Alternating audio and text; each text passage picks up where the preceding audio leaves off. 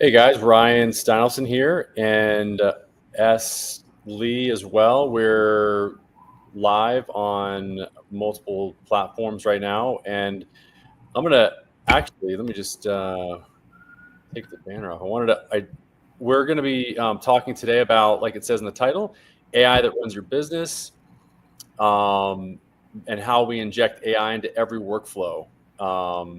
We are both we're founders of Convo Agent, which is an agency that helps businesses to set up AI agents and really in every aspect of their business. And we've implemented AI agents in the voice side of things for service-based businesses. Well, specifically for a plumbing business, and then also another one that's in Florida, and then also another PI another company, a PI firm here in Florida as well, in order to just respond to answer the calls, to answer the phone, to take inbound calls. And then from there, once we got that down, we looked into integrating with the CRM and going to the next step, which a lot of people are really trying to figure out right now. I mean, S has been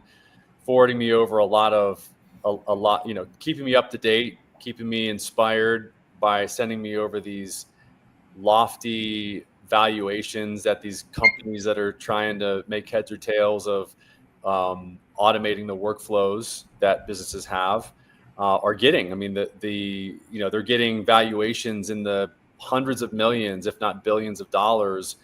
I think we found out the other day that basically every new client is worth, for some of these firms that are doing this, is worth like $15 million, because this is such new technology, obviously, and it's such a new burgeoning way to actually automate businesses and really lighten the load for humans, and to make things potentially flow much more easily. So with that, I am the founder of Accelerate Marketing, but today, this what we're talking about is Convo Agent. So we both have our own separate companies, and I just forgot to take that off of my title there. But bottom, and S has got his own company, Text May, which is phenomenal. I mean, I connected with S. I always like to give a background on how we met, because S has a lot of years of experience in the AI field. He's really specialized in text conversations or chat conversations, and he's really helped me to understand the importance of those type of conversations, that they really are the future. It's sexy to have the new AI voices, which is what I came to him with about a year and a half ago, almost, I guess about a year ago or whatever. I don't know how long. It's been a while. The bottom line is I came to him with a problem with the texting side of my AI agent, and specifically where around LSA, or Google Local Service Ads, and our ability at our firm to be able to respond to those inbound leads that come in from local service ads that are message leads. And he helped me understand that, and much more about what's coming, and pretty much everything that S has said has happened, or is happening, in terms of, because when we started, it's funny looking back now, S, on when I first called you last summer, basically this time last year, and I was like, man, I have this problem. We can't seem to get all these leads responded to from local service ads. And man, most everything that you've said has happened, because you had said that a lot of businesses are going to be scrambling to really make heads or tails of this technology. And I agreed with you. I just, I didn't think that it would be, I didn't think that it would be this, we're seeing a lot of it. We're seeing it's very dramatic. I mean, there's a lot of businesses that are scrambling. Valuations, like I said, are through the roof on Wall Street for these companies that are able to solve this puzzle for businesses. And, you and I just talked to, we get leads, for Convo Agent, about 1 or 2, 3, or maybe 2 or 3 a week through just email marketing. And we had a conversation last week with a PI attorney that was, I think, very interesting and very, it exemplifies, I think, what's happening right now in the marketplace. I mean, he was an interesting guy because he actually has a software business. And so he understood just enough to be dangerous about AI and its ability outside of just prompt creation to really to help a business. He understood the concept of automating every step of a business. And that was, so it was a very interesting conversation. You sent him an email that I think was very apropos that, laid out, and this is the way that we always, many times, if you guys have been on these calls, you've seen us, we talk about it, about our job being like a Sherpa, like trying to get a business up the hill. And it's nice every once in a while to have a conversation with somebody like that, where they understand enough to know that, that they understand enough for them to be able to walk alongside of us instead of us actually having to, put them on our back. And so I see that we're having more of those type of conversations. It's nice.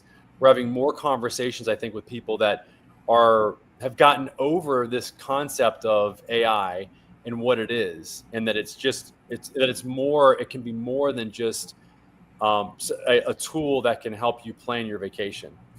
Yeah. And so, I think it's really interesting to see these conversations and to see the excitement that these attorneys that we're talking to and just business owners in general are talking to, or the excitement that they have about the potential to leverage artificial intelligence to do more than just take inbound phone calls. And that's what we want to do with Convo Agent. We're looking for businesses or business owners that are willing to take the risk. And that's really one of the things that you need to be willing to do. It's not all just, I'm using this more often because I think it's really important to set the tone in the beginning with these business owners. They think it's all going to be unicorns and rainbows, and it's not. It needs to be there. The expectation, it's very important, I think, and as well, obviously, to set the proper expectation in the beginning that, the agent is only as good as we make it, as we train it to be, really. And that we need the insight and the help of the business owner to really train it the way that they want it to be, because otherwise they're just not going to be happy with it. And so those conversations are happening much more regularly and like right off the bat now, because it really, I think what it does is it helps the business owner to really understand that there is something that they have to do. It's not just, they have to help us look for the edge cases. They have to help us with the prompt, make a phone call to it, maybe 5-10 phone calls to it, to talk to it and see if it's responding, if the agent's responding the way it needs to be responding or not. And so with that, yeah, what are your thoughts? I mean, I think what's interesting, the shot across the bow move that OpenAI just made, which is, hey, we provided electricity. Here's the AI revolution, and we provided you models, right? Mm-hmm. And they're charging $10 million minimum for a business to put themselves on their electricity grid, which basically says, hey, lightning in a bottle was invented. Now there's AI on a grid, but the businesses who want to use AI need to hire an electrician, an AI electrician, if you will, right? Which is what we've been doing for a while. And, for the 2 years before I met you, Ryan, that was our very first thing, which was, okay, here's AI. You guys want to build a product, right? And there are no electricians. And the people who claim to be electricians, well, how much experience do they have in their belt? You know, Yeah. I've been in AI for a decade now. A lot of it was on the non-generative side, waiting for these foundation models to get released, right? So yes, part of it is new for us, but we've also deployed for half a dozen enterprises, and I think kind of the there's right now in the news, MIT did some study that was like, okay, how many of these AI projects were successful? And this was a statistic that we knew a while back. 90% of them are not successful, in the sense that when businesses went into it, they go, oh, we have developers, we have IT people. They could plug in this, plug in our business into the grid, right? And quickly found out that, okay, you did a science project where you plugged up one thing there, but now how do you do it across your organization in a way that's meaningful and useful for your people? And I think the reason it's so expensive is AI is unlike other technologies in the fact that the AI that we build do things that humans do. So it's not only just a technology now, it operates as your scalable human resources department, right? And when you build at that level, you kind of need somebody to come in and not just say, hey, I'm going to come in for a 1-day job or 1-week job, right? And just hook up this little module so that you're connected to the electricity grid. It's like, oh, all my machines that used to run on oil, you have to start thinking at a high level, how do we build this thing so that we can kind of plug it in and you could be off to the races, right? And I think it's difficult. Like, I think what's driving a lot of that market desire and demand is people know in I've said 5 years, but in 2 years from now, there's gonna be somebody in their business, a competitor that uses AI well, that's eating their lunch. Every month that goes by without them doing anything internally goes, the likelihood of this happening where somebody else is eating our lunch versus we're eating somebody else's lunch is going higher and higher. And it's going to be 100% in 2 years. So I can wait 6 months, to start kind of doing my science project, or I can hire people now. And I think that's why OpenAI is charging 10 million, because they go, who are the people who not only know how to wire up the electricity? Because keep in mind, they have to understand how you make the widget first, right? Yeah. They really need to know how your law firm works, how appointment scheduling works, what are the different technologies you use to go in and start doing broad brush changes in the most meaningful way, right? Yep. And so I think, where you and I have kind of our respective businesses, which is like okay, well, here's an initial intaker, right? Like, you'll answer calls, you'll do all these things. That was just the tip of the iceberg, right? Yep. That is a reason to prove to each other that this is valuable. And by the way, we needed to know that from the businesses too, because you and I know out of these 10 businesses, right, 9 of them are going to complain that the AI intern is, going to say something slightly off. It didn't pick up. It didn't reply right away. There was something weird about it, right? Yeah. That we're really looking for that one that goes, I don't care. Right now, I don't have an intern. I don't have anybody answering the phone. I'd rather have an AI that's like 70% there, right? Like right away, than try to work on something that's 90%, because it's going to get to 100% in a year. And I would like to take this opportunity to tell you, Ryan and I have tried so many voice technologies, and we've said like, it's 80% there. It was 50% a year ago. By God, it's going to be 100% in the next year, right? OpenAI's real-time API, they finally made it not a preview. They just rolled it out 2 days ago. We just swapped all of our voice AIs over to that real-time API. I just had a call with it half an hour ago. I'm like, okay, now it's 95%. Meaning 100% is you can't tell whether you're talking to an AI or a human. That thing that I just talked to is 95% there. Yeah, and really quick. So, yeah, I think what you're saying is that I mean, it's eventually going to get there. It's going to get to. I mean, it's at 90% right now. It's just a matter of time before it gets to 100% and meets everybody's needs and criteria. Basically. Yeah. Yeah. And uh, that's when we made the upgrade from the preview, which has been the model that's been out for the last 6 months. I was literally on the phone with my developer. He was like, "Should we upgrade it?" I was like, "Is it all right? Change it. It's one line. It's one. It was actually a one-word change. It literally was a model that he deleted preview from, and now we're hooked up to the more modern model. And hey, where I said, we'll outsource. I mean, this technology is changing by the week, right? And what might be the best working for this particular domain, and let's just say it's voice calls, Mm-hmm. trying to tune that and make that better, right, makes almost no sense because you have billion-dollar companies like OpenAI, right, that have developers that are making this better for you, right? Mm-hmm. So it's almost like, okay, your electricity grid has this particular issue. Well, just wait a couple of months. Let the Con Eds and the PG and E's of the world fix that thing. Why would you try to tune in tune that now just so that 6 months from now you can undo all that tuning, right? So that's literally just what just happened. Yeah. I know you tried a couple of different voice providers and they were better, right? But all the tuning that they did, whatever electricity they were getting it from, is now counterproductive. Yeah. So, okay.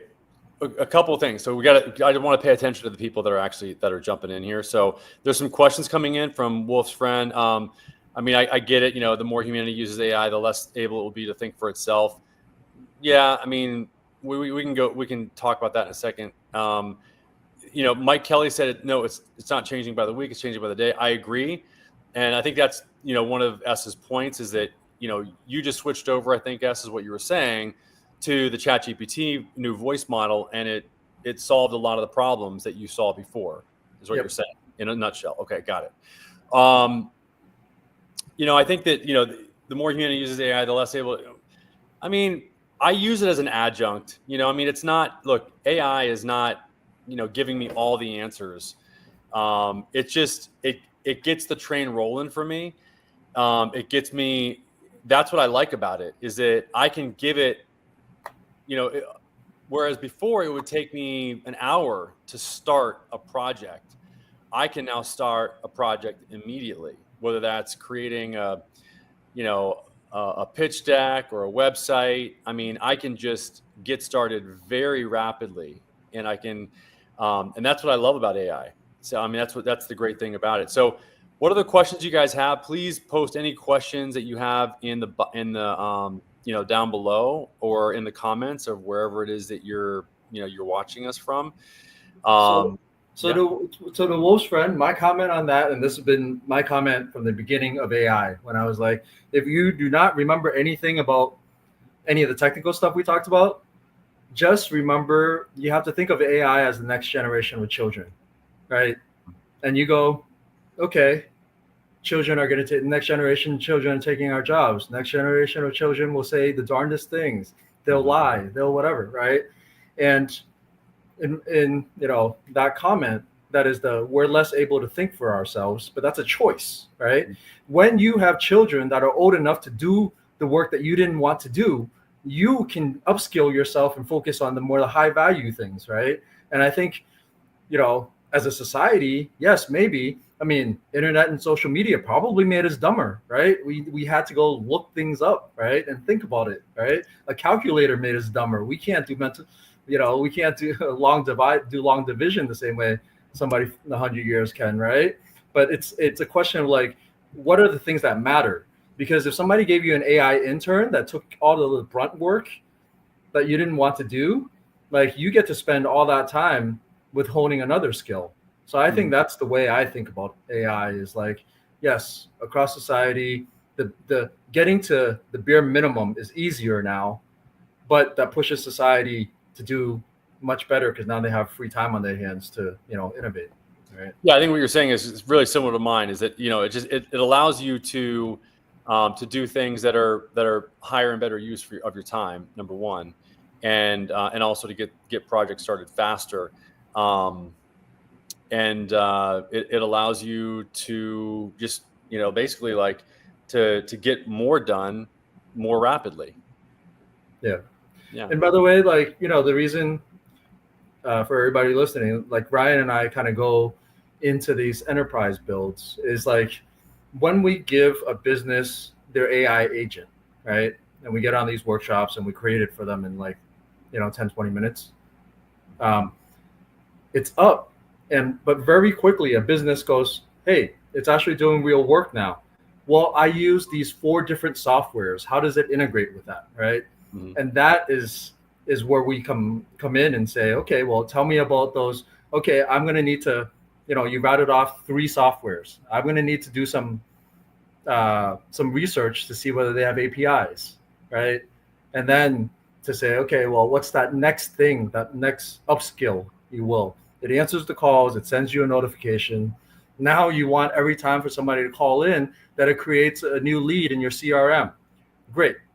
That's an integration project. And so like, I think, Mike, when you comment of saying I have a team specializing in the tasks that they perform, right? That's effectively how we go into businesses and say, okay, well, which one of these tasks take up the most resources for your people, and which ones are the ones that like are most easily automated?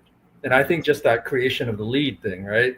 Anything that like, I kind of say the lowest hanging fruit for all AI agents is whatever your first interaction is with humans. Just think about it every day for your business, right? Whether it be lead intake, follow up, right? Whether it be like entering things into a CRM, just think about that, right? And that is the number one task that you should have the AI do, right? Just look at the pie of daily tasks, communication tasks you have, Mm-hmm. or software tasks you have, Mm-hmm. and that's how we identify what we're going to build. Yeah, and that's probably one of the most important things that we do in the beginning is to identify the workflow. Identify. I mean, if you've got the team that is specializing in those tasks, then you probably have got a workflow to identify what those tasks are, Mike. And if you've got that, then you've got more than most businesses that we talk to have, because most businesses don't have a workflow where they've identified what they're doing in every step of the process in their business. And that's really the most important thing to identify first, because once you've identified that, and if you've got every person on your team and you know exactly what they're doing, and you've got it labeled out, and you've identified it in a very specifically, then you can hand that information over in the form of a prompt to an AI agent to have it step in and take over some of those tasks that those people are doing. Maybe not all of the tasks, but the ones that are repetitive and that might not be the best and highest use of that person. So absolutely having to identify specifically what you need to do is key. Absolutely. So if you're identifying, what you need to do, then you can hand that off. If you've got a process that you've identified, then you're really halfway there. And that's really what we're looking at. That's a lot of what we do in the very beginning is just talking to whoever that one person is. Okay. Like first it's just identifying the person that's actually in charge of keeping track of, what everybody's tasks are and what everybody's doing in the workflow. And then Mike, you said when I first started using an AI assistant, I'd love to know what AI assistants that you're using. I spent a whole week writing down everything that I was physically doing and then determine what I needed the AI to do. Okay, awesome. Because I thought that you said that you weren't using an AI assistant, maybe just your team isn't. I'm wondering, it sounds like you're using an assistant for yourself to do, like to help you in your day to day, just yourself individually. And what we're referring to is, for example, an attorney. The first step, like Es was talking about, is the first engagement into that business is usually that inbound phone call. Well, then what happens after that? And S alluded to the fact that, Mike said, okay, as a follow-up, what I meant team of AI assistants, each one specialized. Oh, got it. So you're using, good. So you've got a team of AI assistants that are each one that's specialized. I like that. And that's the key. I thought you were saying, humans, and you're using AI agents. And I'm wondering like what kind of results you're getting and how long you've been doing that, and what kind of business you have, I mean, if you're doing that, where are you getting your agents from? How are you setting them up? Are you setting them up yourself? I'd love, actually, if you want, it'd be great to have you on. I'm going to send a link to jump in here. If you actually want to jump in, you can. There's the link. If you want to jump in, you don't have to share your video. You can just jump in and we can just talk to you with, audio. Whatever you feel comfortable with. It's always good to, we do these as workshops. A lot of times what we'll do is we'll actually set up the people that show up to these meetings with an AI agent live on the call within minutes. And it's specifically sets, what we do is we set up an agent specifically for their business. We give it a prompt. We give it a little bit of a knowledge base. We have it scrape their website. Sometimes we'll upload an audio or a video file from conversations that they've had, or the person is, that they want to replace has had, so that the agent can understand what, a good conversation looks like. And so that's primarily what we do to train the agent, so that I'm setting up, okay, Mike said I'm setting them up manually using N8N workflows in Google Gemini. Awesome. That's a great, I'm curious if you've used, or if you saw Nano Banana, the good old Gemini's new version. I guess their most recent update in their in Gemini, and it's unbelievable what it can do with photos. You can just have a picture of somebody, and you can say make another picture with this person, and have them doing this, and it'll it's impossible to even tell that it's AI generated. So there's just so much happening, and businesses now can update their own images without having to go and set up a camera crew to go do a photo shoot. All you got to do is just have one example of a photo, and then you can create thousands of other types of photos from that one photo. Gemini is, really powerful. Obviously, leveraging N8N for the workflows is great. So here's my experience with people kind of setting these up, and it's great, Mike, that you've kind of set that up. And I'm curious on what's next, right? Because we've dealt with companies that have special teams, and I've talked to their teams. They were like, okay, well, I built this on N8N. I hit this roadblock, and I'm glad they put in the groundwork to do that, to just kind of understand the LLM, what's kind of possible, to get the wheels turning, right? But in rolling it out to production, they always run into the issue of piping, right? Okay, I've created the science project on my own. It might serve a purpose, but it's in a silo, right? It's not connected with any of my other technologies in a way that makes this actually allow me to start doing automation. And so I'm kind of curious, where you are in that, and then how we could be helpful, because this is there is a wave coming where the tech savvy business owners did their own science projects and go, I hit a roadblock. Now I need professionals to come in, and I'll pitch you guys the dream. The opportunity that you have as a business owner to create a workflow that could be used by hundreds of businesses just like you are in such a unique position, because you know the pain points, right? And how to build a really useful product. So first of all, just build for yourself. So whenever we enter, when we work with clients, we want to solve your use case first. And we want to make this a more well-rounded project, because as we roll it out with you, we want you to be telling 3 of your friends that have businesses just like yours, right? That we'll start rolling it out for them.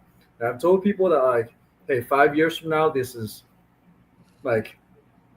there's going to be a winner take all for every one of these industries. we're seeing that within law. Harvey AI, is, I guess, the most well-funded AI startup for the legal vertical, and that was the reference that Ryan made. They just raised 300 million at a $5 billion valuation with 337 clients at the time. You do the math, and it's worth 15 million. That means that relationship has the market thinks it has 15 million of value, and whether that's true or not, we'll see, right? But out of those 337 clients, let's just say 5 of them, right, are able to like deploy this and use it to run their business better than their competitors. And maybe for each one of those, it's at least $15 million of business that this relationship creates over time. And so I think, with Mike, I'm curious what business you're in, because this is, your complaint about that interconnect is literally the reason we built our own system, right?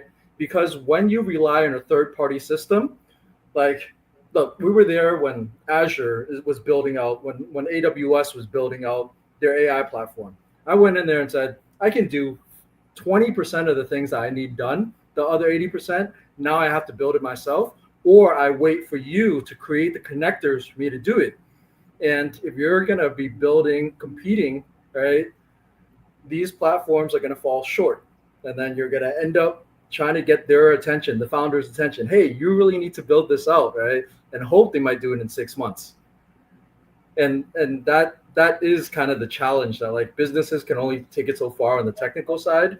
That's where we come in with the technical expertise to be like, well, we can only build, vertical agnostic products, or domain expertise agnostic products to a certain point. Now we need the business owner to say, hey, look, you built it out for these 2 use cases. Well, here's 8 other ones that are really high value to me, and I need you to go further with that. So that's why we work with businesses. We kind of need those 2 puzzle pieces to fit together. And then it's a blue ocean opportunity, right? Because if it's valuable for your business, then it's going to be valuable for your friends. And that's how you get that next $1 billion, let's just say AI for floors, right?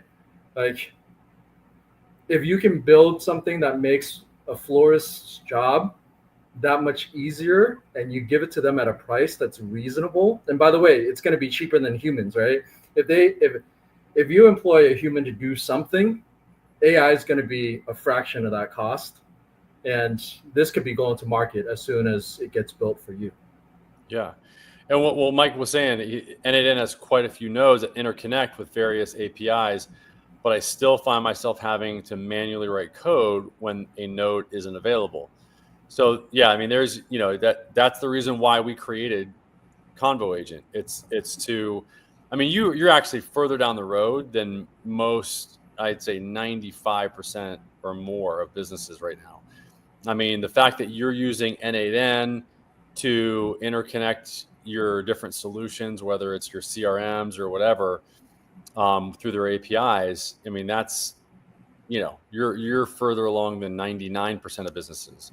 So, that's the reason why we created Convo Agent. And even you could, this is what I said in the beginning. I mean, we actually prefer working with business owners like yourself that have enough knowledge to know that what value we bring. Because if you didn't understand the value in terms of our API interconnectivity, et cetera, then you would just, you wouldn't value the relationship. And so that's it. We actually prefer somebody that understands the value that we're bringing in that sense.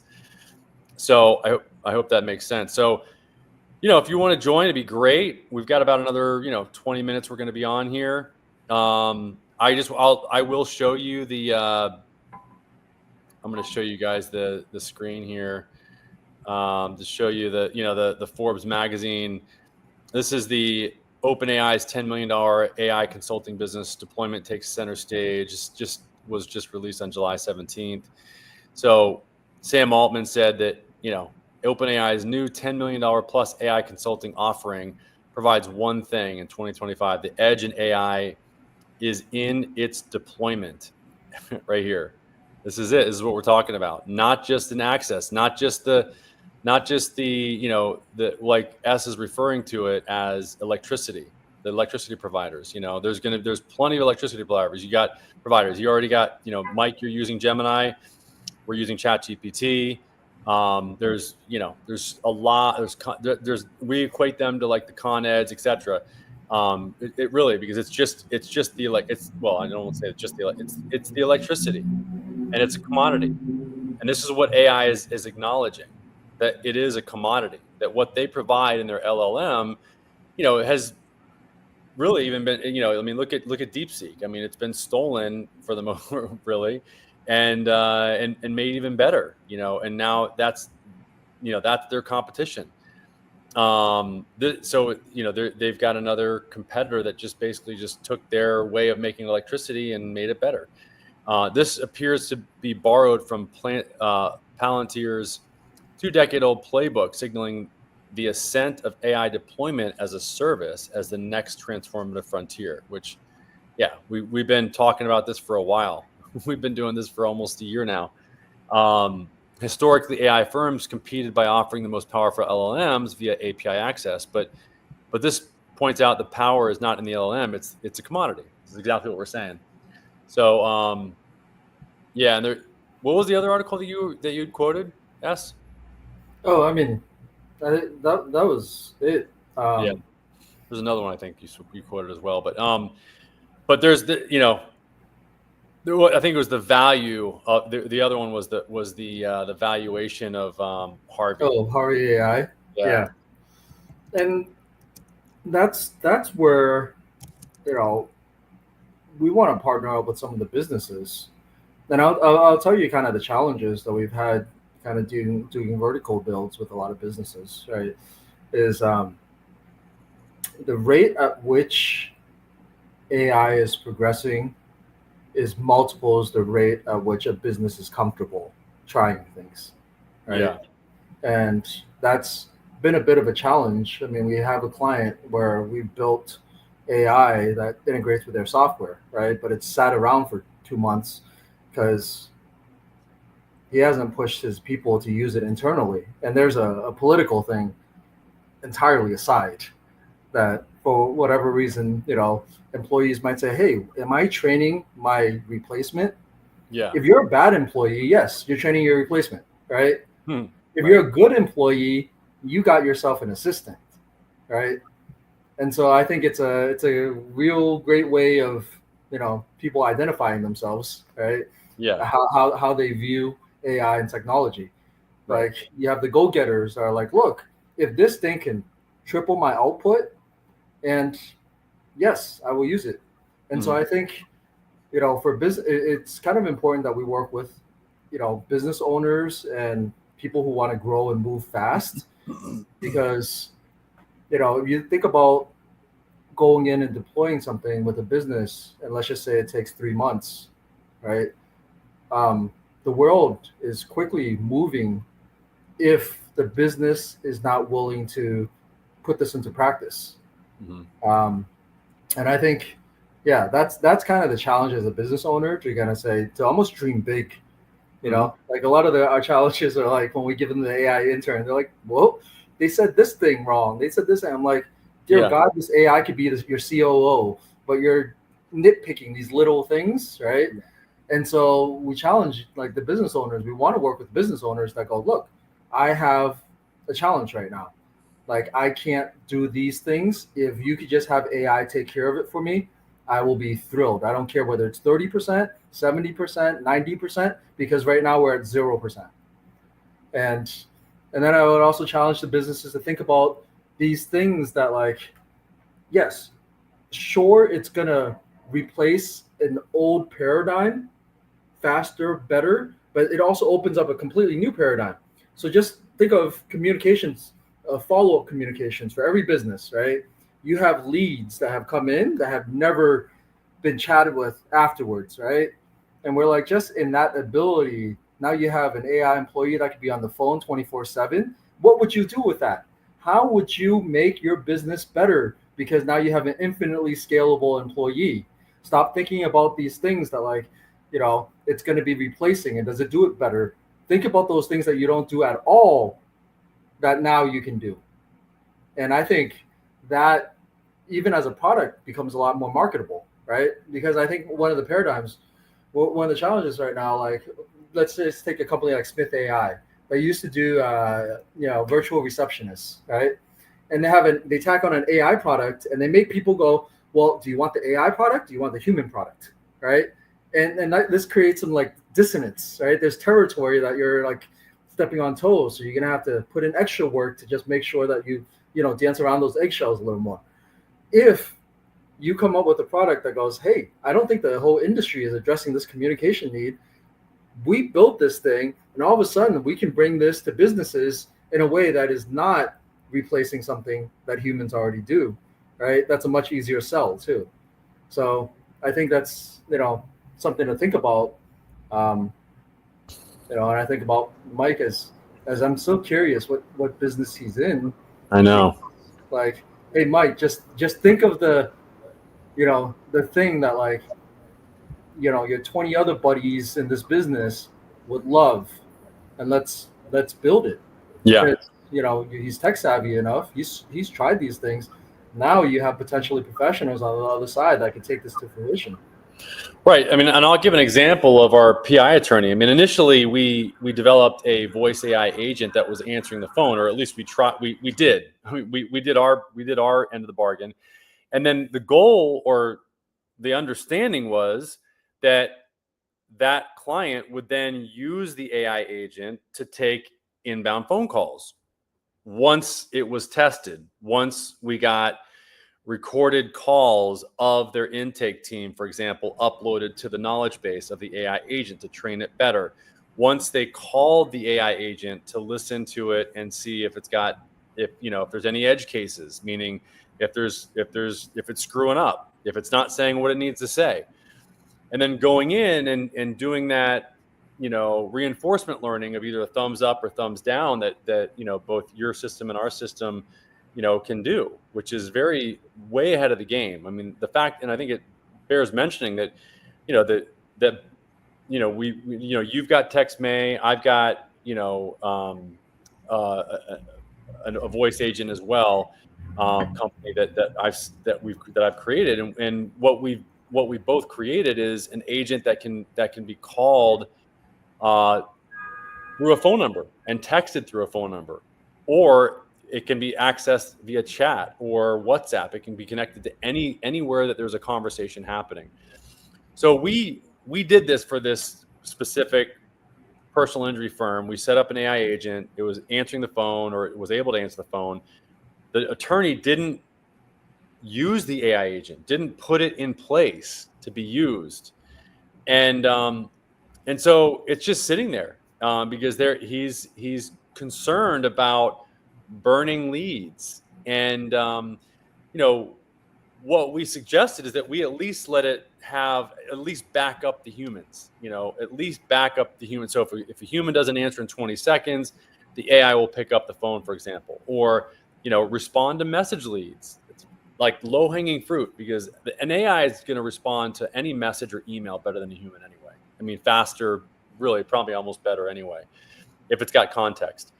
Now, which ours does. It does have a full context of previous conversations. So if anybody has any questions about that, the agent can have previous context of conversations. So it knows, what was said the last time that the agent talked to that person.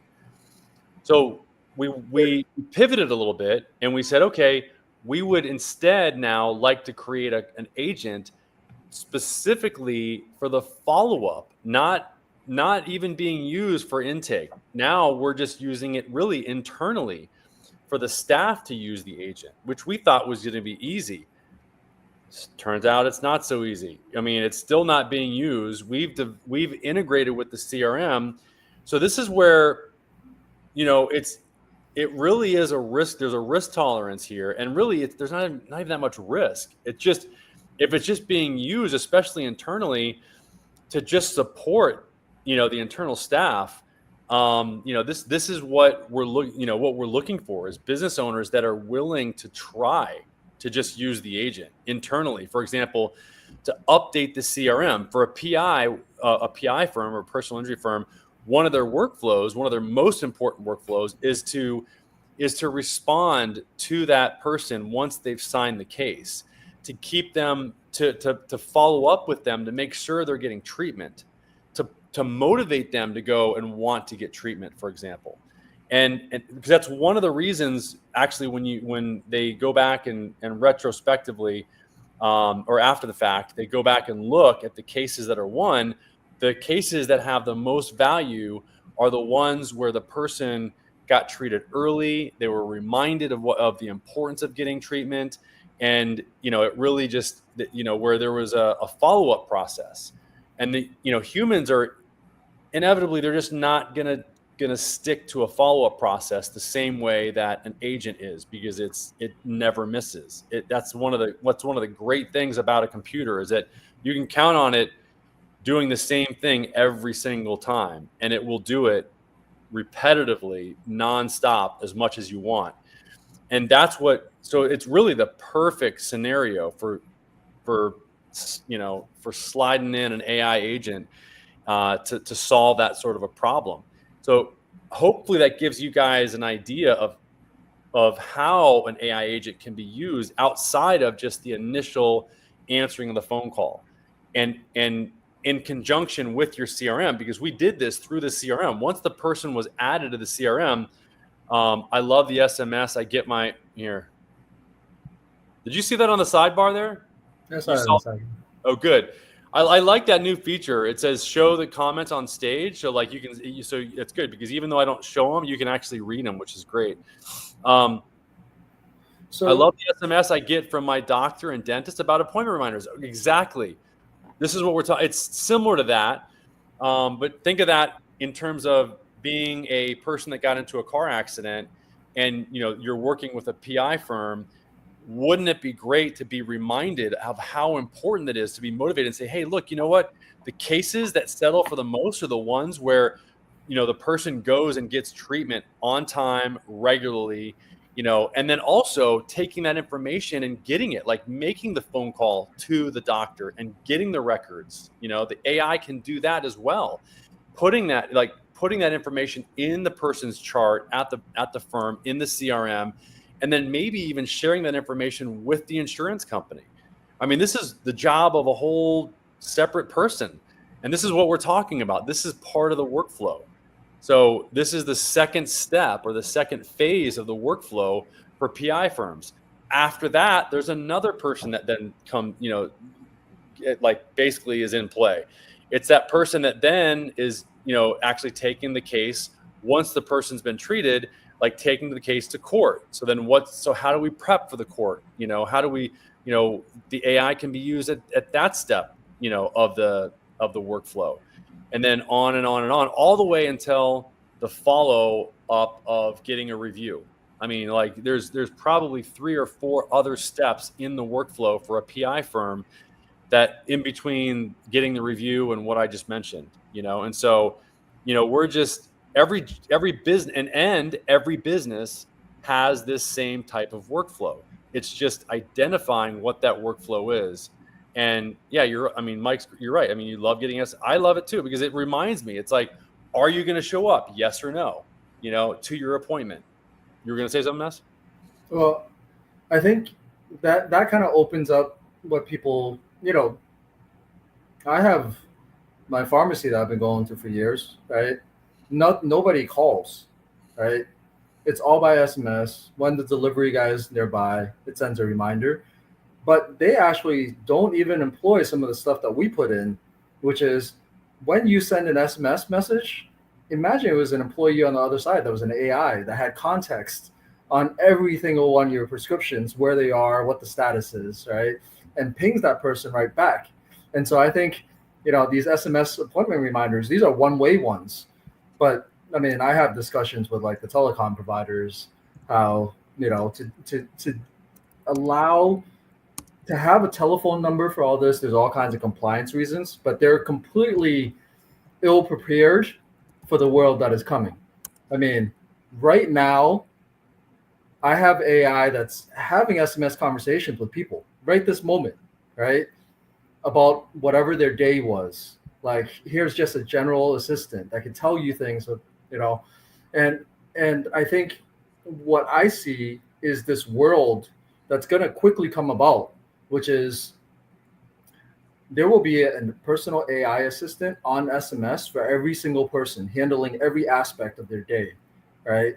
That is now possible for, and the reason I go into this is businesses can get into this now. I call it like the version 2 of what they call generative engine optimization, right? It's like the AI version of SEO, right? And the version 1 is what everybody's doing, scrambling now, realizing that the clicks to their website just got dropped 40% because Google just cannibalized that very first result with their AI answer, right? They're not going to let that happen for long. Google's already having AI send out, blast out inquiries for customers on pricing, right? Well, they're taking on new clients. So version 2 of GEO is not possible for any business without an AI, which means somebody's laying in bed 2 o'clock in the morning and they go, I wonder, like, whether I could, sue for this injury, right? And at that point, AI, and we're probably just a couple of months away from it, AI is just going to go, okay, where are you? Oh, Boca Raton, Florida. Okay, by the way, I just pinged 10 different personal injury firms to see whether they could take this, right? And those 10 personal injury firms are the 10 that have an AI agent that could be answering that immediately at 2 o'clock in the morning on behalf of the customer. So there's almost a whole world that is emerging in terms of, lead gen or lead magnets, right? That AI now opens up for these people. And the very first thing that is necessary is for people to get AI agents that work for their company. Like, they need to have that AI intern. Yep, I agree. Let me show you something here really quick. I'm going to show you my my screen on my phone. I think it's really interesting. Here, let me because I don't know if you've seen this. This is new for local service ads, and it's pretty interesting. It's literally pretty much exactly what you just said. Basically, if you're not able to take or answer a bunch of message leads, you're going to start getting them. And here's why. Look at this. So let me show you this. So this just came out a little bit ago. Share screen, entire screen window. Here we go. Share. Okay. So I'm looking for an HVAC person in Miami. Look at this. This just came out about a month ago. Get competitive quotes. Message up to 4 HVAC pros at one time. So now, before you had to go into here and go, I want to send a message lead to Cool Air.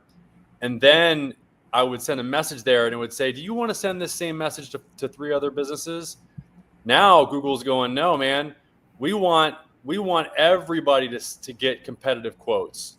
And by the way, if you're not able to give competitive quotes, because I talked to a guy the other day, and he's an insulation guy, and he's like, I don't give competitive quotes. He's like, I don't know what a quote, what it's going to cost to do somebody's job. I'm like, we're not talking about, you don't have to be down to the penny, but like, you just got to give a quote. You got to be in the ball game, buddy. If you're not, you're either in the game or you're out. And if you're bottom line is if you're not going to be able to, if you're not wanting to give competitive quotes, then you're out of the ball game, and you won't even have a chance to get this lead. So what you can do is you can just go get competitive quotes, and then boom, it's automatically Google selects the 4 top rated HVAC pros near you and typically replies in a few minutes. By the way, who do you think they're going to select? They're going to select the businesses that do actually reply in a few minutes. And the only way to identify if you reply in a few minutes or not, or if Google's identifying you as that, is you go down here and you keep clicking until you see more and more HVAC, like I just did. And then you'll see your typically replies in an hour. There's not many that reply in a few minutes, a few hours, And so this is the opportunity, guys. This is, it still is surprising to me that there's HVAC companies in Miami that reply. I mean, I've looked at probably 10, 15 so far now, right here, and only one replies in a few minutes. All the others are a day or 2 days or 2 hours or 15 minutes. That's not going to cut it, you know? And this is what we're talking about. If you don't have an AI agent responding automatically for you, in about 6 to 12 months, you're screwed. You're going to lose out on a lot of leads. Yep. So, I am curious, Mike. I think you should, reach out to us because, like, I'm curious what business you're in, and then just to kind of give you an idea, the way we typically work is we have like a couple of different options, where after you have an AI agent that answers the phone. He answers, message leads as the web chat widget. Now you're talking about like integration. And typically people would say, okay, well, I use this software. Could we integrate with that? And so we'll work on a bespoke basis on that. We have a 10,000 minimum for builds where we're building out kind of something custom. And then we have, larger contracts where a business goes in and says, hey, I want me to be the first customer for this new AI enabled workflow that I want to commercialize with you together later on, because I want to retire in 5 years. And to me, I'm doing this business that isn't scalable, but I want to be in the AI business. Well, you have the AI developers here to build it with you. And so then we partner up and say, okay, well, now this is a joint venture. Now we're going to roll this out to 100 businesses just like you.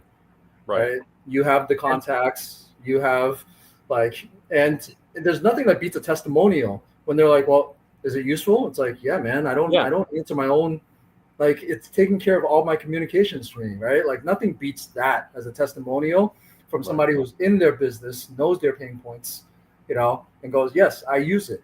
So let me bring it to you, Yeah. And there's definitely the opportunity for a partnership, and actually I just created a pitch deck for our most recent engagement with a PI firm to launch, the next step in the process, the next phase of our workflow that we talked about, where it's the more the internal AI workflow, where the AI is using, where we're using the AI to follow up with people. And Mike, you said,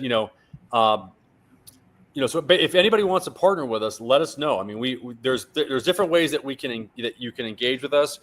Like as said, it's, typically it's like right around $10,000 if we actually do the work for you, and we set up an AI agent for you, and then it's or there's the potential for us to co-market or co-brand the AI agent together, and everybody's got their role. We identify that. That's one thing that S and I have gotten really good at is identifying what everybody's role is in this process. And that's one of the things that I think that we bring to the game here is that we've been doing this for a while, so we know where the roadblocks are. We've experienced them, and number two, Harvey's going to have a hard time putting a person in a business in order to really identify their workflows on the same level that S and I can. I can go down the street to this PI firm because they're in South Florida here, and I can sit and look over the shoulder of the person that's actually doing the work.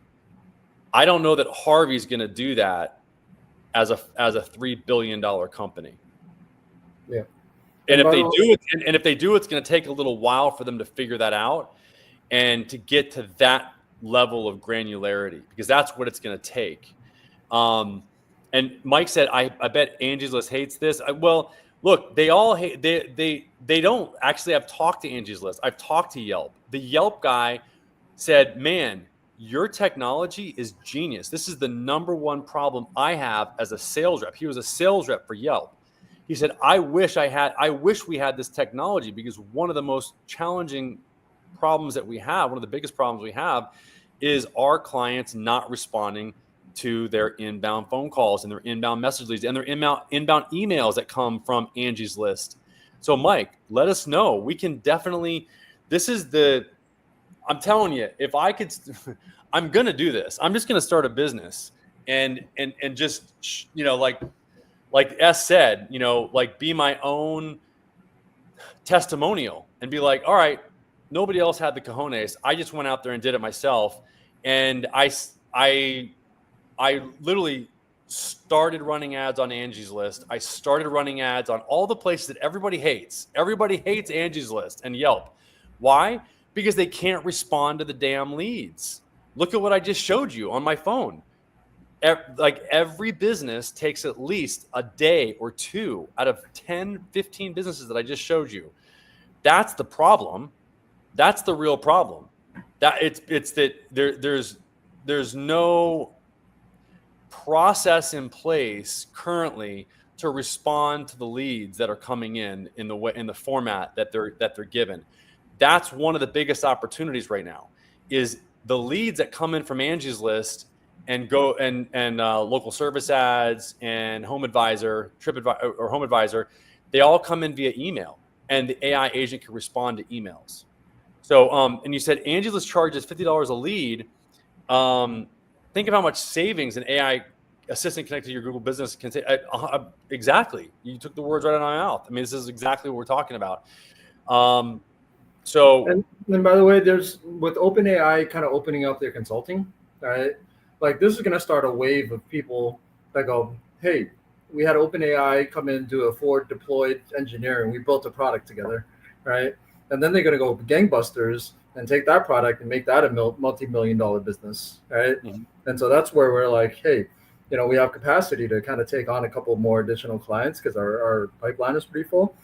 But I would like to, it'd be interesting to get another vertical in here and say, hey, look, like the alternative is you pay OpenAI $10 million, or, we go into business together, we build it for you, you commercialize it, and we arguably would have a much better business model because now you have a business that, that has kind of molded that product to serve their own needs first.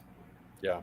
So, you know the pain points, like S said. I mean, you've got the pain points down. So, we can do an audit with you. We at the very least we can audit, your business and see if it's a good fit. If it's not a good fit, we'll tell you. I mean, that's the bottom line is, we're not just gonna go along this path or go down this path. Like one of the things that my other company, Accelerate Marketing, which is a digital marketing agency, has done, they've gotten really good at identifying their avatar. And I think S and I have really gotten good now that we've worked with, multiple clients to identify what the red flags are and what the green flags are. And if we don't have more green flags than red, we're not going to work with any individual or business. And so, we're just looking to see if it makes sense. If it does make sense, great. If not, we'll next, I mean, Ryan, you think this would be interesting? Every now and then, I don't know if you get notified for the bed bug, but I do. I see them. There's been conversations there, right? So like, there's not, we built this AI agent that would tell you if you had signs of bed bugs, right? And but I kind of bring that up as an example of like whatever business niche you are, those red and green flags, it has more to do with like your desire to create a better service for your clients versus is this the right vertical, Right. And I think, bed bugs being a very narrow one, right? But how many exterminators are there out there, right? Like how big of a business is, some of these Main Street ones that you're like, oh, you're doing the sexy AI stuff. I'm like, yeah, but you make a ton of money, right? No matter how narrow your business is. And just think about how sticky that product will be. You have like the kind of big property management companies that create this like pretty broad product that serves a big base, right? But I think there's actually even more value in the narrow business that goes, look, I do very, very kind of discreet, small client base, but I do it really well. And now just think about AI that's on top of that, right? Yeah, like this. I mean, here's S's company, Oh, message thanks. approved, bed Yeah, bugs. What? thanks for bringing it up. The chat widget, I think it's not loading, but there's a telephone number that they can call. Oh, No, the chat widget is. the chat widget is. Yeah.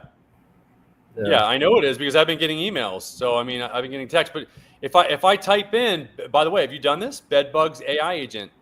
No. Look at Bedbugs AI agent. Guess who's number 5, 6? That was just sitting out there. Oh my God, some of the coaching stuff. That's where I'm like, man, our AI chats with like 200 people a day on certain coaches, Yeah. But Yeah. So you've got it. So Google is now identifying the word AI agent, and it knows that you've got an AI agent on your website. oh, for SEO for some of this stuff. Oh my God, there was one day that we put up an AI agent for this roofing company. I tried to find their website, and I found the AI agent before I found their website. And that's where I was like, hey, Google's going to start changing their algorithms to who served their clients better. Well, look here you go. Bedbugs AI agent. I mean, there's look. I don't think there's an AI agent. I guarantee you there's not an AI agent connected to this one. Yeah. There's not. No. So And I would also warn people, right? Because we get a lot of, there's a lot of companies that are popping up, and I go, this company that's popping up, did you interact with their AI? Because if they're selling you AI for leads and they don't use it themselves, they have zero confidence in their product. They probably don't have a product. yeah. Yeah. And so really yours is the only one that actually has an AI, like what we're looking for here. Bedbugs AI agent.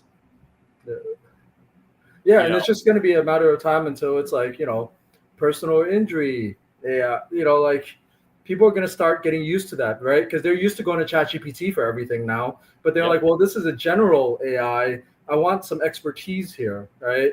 Yes. And so, yes, as discoverability goes, look, when we put on an AI agent for one of our products, our website traffic went up 10 times in a month. Yeah. Right? I'm not even, here, there's just a whole new world that this is opening up for people. Yeah. So if you want to be instead of bedbugs, HVAC AI expert, somebody wants to talk to an AI agent expert. Who's doing it? I don't know. Is VoiceFlow? I mean, they're still selling to the businesses, right? Uh-huh. But I've been building consumer AI, and I'm like, nah, if you had an HVAC one, right, that AI should tell you, hey, you can actually fix this problem easily like this, right? Think about how to give value to your end user so that you've gotten some goodwill from them from your website. So when they actually need a person, right, like Yes. they're gonna go to you first. Well, look at this. Look at this is very interesting. Look at how they did this. So what they did is they created a GPT. And embedded it. Good for and them. they embedded it. Good for them. But see here the problem with stuff like that, I say, is you're promoting OpenAI's product. Yep. Like you should have your own. Yep. So they've got this HVAC AI technician, but it would be so much more seamless if it was just like the Betty solution, or where and like you said the other day, I think you said it really good. The way that every website needs to be created now is this. And I'm meeting with the people at Ready. They want to meet with me because I think they've seen all my websites and they've seen that every single one of them has an AI agent in the hero section. So they're like, what the hell is this guy doing? So they want to talk to me. And because this is the future, this is the hero section up at the top. It's above the fold. It's the most valuable part of your website, and this is what needs to be there is your hero statement, what you're going to do, what you do, so everybody knows, and then the ability for somebody to chat with your agent. That's it. End of story. And really, that's all that needs to be here. All this other stuff is kind of just fluff. I mean, this is really it. It's like, okay, this is what you do, and now I can actually get my questions answered. Yeah. 24/7. You know? Yeah. So it's very interesting how things are changing. We had a good time. We went over a little bit. I'll call you in a little bit here. I know we got a meeting after this. If you guys have any questions, if you see this afterward, then just send a message or a comment. Let us know, what questions you have. We'll follow up with every question or comment that anybody has here. Hopefully this got you thinking about like what's possible as a business owner. You can see how people are. I mean, we showed you how people are starting to use AI agents. I even gave you an example at the end there of how you might want to start thinking about incorporating AI agents as a chat on your website and make it accessible via phone and via text. So it's all in one. So that it does, Mike, respond to Angie's List and to all the different channels that you have that you're getting leads from, because all of those channels are going to provide their own AI agents. Okay. You want to have one that responds to all of them. So you have every communication in one place, and you have ownership of those conversations and not them. Okay. So it's really, really important that you guys understand, what is really the value here. Part of the value is in those conversations, and you want to be able to own those conversations that you've had, so that you've trained the AI agent on. That's going to be a big part of the value that people start to understand. But we're so early in the game right now; it's still very early, and Es, thanks for jumping on. I'll call you in a little bit. Guys, let us know if you have any questions. We'd love to work with you. We'll give you an audit. We'll let you know if you've got more green flags than red, and if it makes sense to work with you. Yep. All right. Thanks, Ryan. Bye, everyone. Thanks. All right, bye.